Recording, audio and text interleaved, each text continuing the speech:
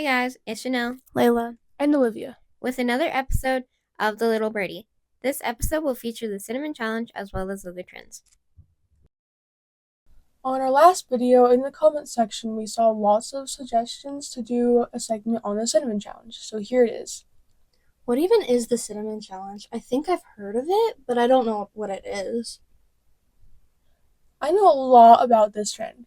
The Cinnamon Challenge was a trend that started in around 2015, I think, and it involves a person attempting to eat an entire spoonful of cinnamon in under 60 seconds without any water.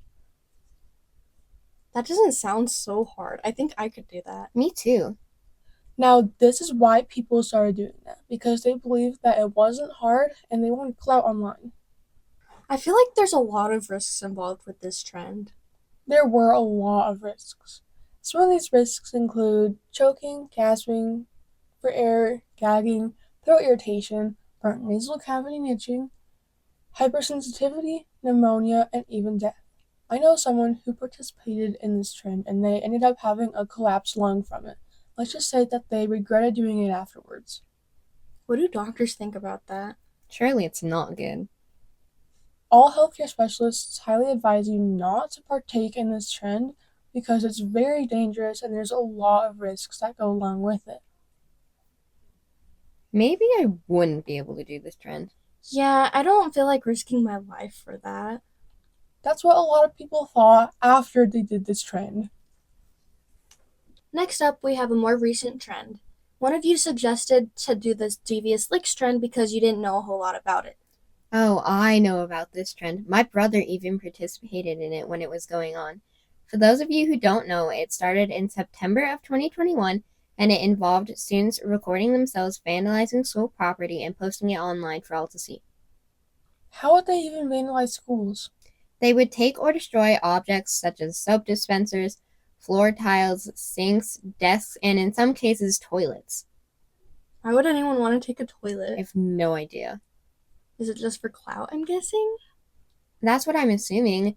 I bet you they just all wanted to be in on something that everyone else was doing and become popular. And how would schools respond to this? I'm sure the kids would get in a lot of trouble.